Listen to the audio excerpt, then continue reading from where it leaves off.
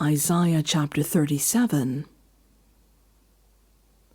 When King Hezekiah heard this, he tore his clothes and put on sackcloth, and went into the temple of the Lord.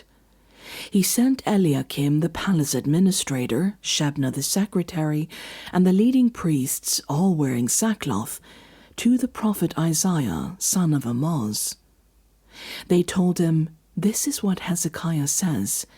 This day is a day of distress and rebuke and disgrace, as when children come to the moment of birth, and there is no strength to deliver them.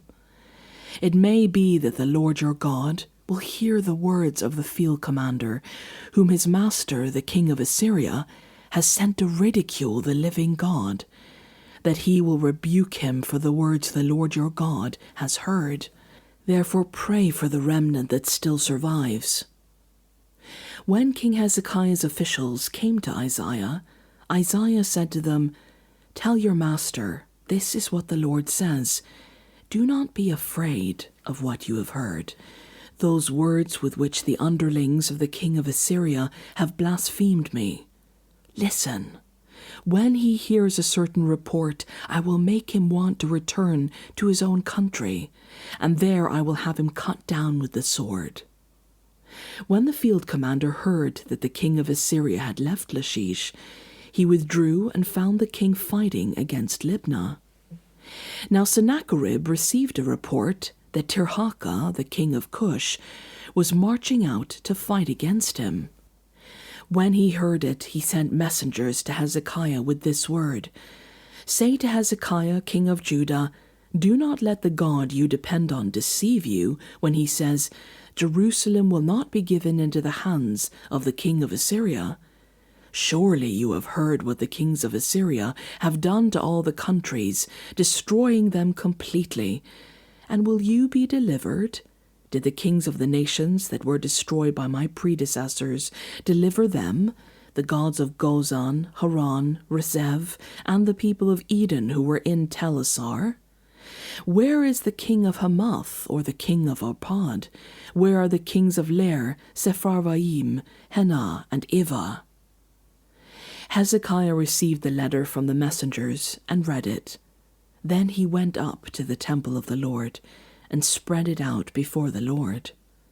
And Hezekiah prayed to the Lord, "Lord Almighty, the God of Israel, enthroned between the cherubim, you alone are God over all the kingdoms of the earth. You have made heaven and earth. Give ear, Lord, and hear. Open your eyes, Lord, and see. Listen to all the words Sennacherib has sent to ridicule the living God. It is true, Lord, that the Assyrian kings have laid waste all these peoples and their lands. They have thrown their gods into the fire and destroyed them, for they were not gods, but only wood and stone, fashioned by human hands.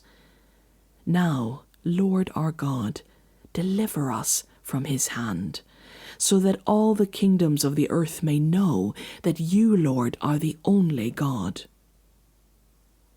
Then Isaiah, son of Amoz, sent a message to Hezekiah. "This is what the Lord, the God of Israel, says. Because you have prayed to me concerning Sennacherib, king of Assyria, this is the word the Lord has spoken against him. Virgin daughter Zion despises and mocks you. Daughter Jerusalem tosses her head as you flee. Who is it you have ridiculed and blasphemed?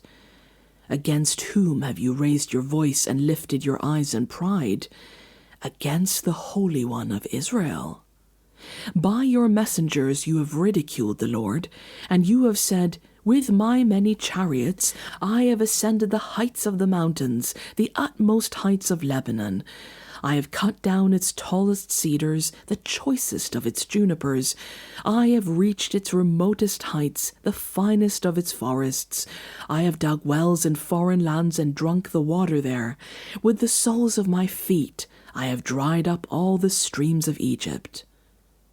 Have you not heard?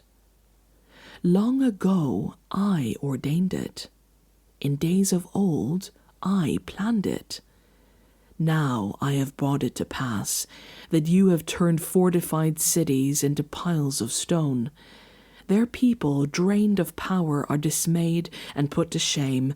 They are like plants in the field, like tender green shoots, like grass sprouting on the roof, scorched before it grows up. But I know where you are, and when you come and go, and how you rage against me.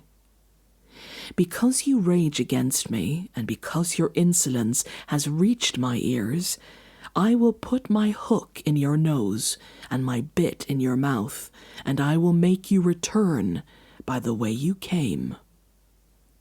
This will be a sign for you, Hezekiah. This year you will eat what grows by itself, and the second year what springs from that. But in the third year, sow and reap, plant vineyards and eat their fruit. Once more a remnant of the kingdom of Judah will take root below and bear fruit above. For out of Jerusalem will come a remnant, and out of Mount Zion a band of survivors.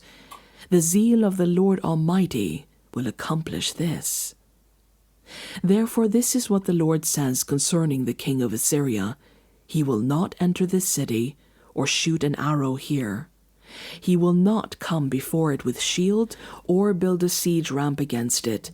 By the way that he came he will return. He will not enter this city, declares the Lord. I will defend this city and save it, for my sake and for the sake of David, my servant. Then the angel of the Lord went out and put to death 185,000 in the Assyrian camp. When the people got up the next morning, there were all the dead bodies. So Sennacherib, king of Assyria, broke camp and withdrew. He returned to Nineveh and stayed there.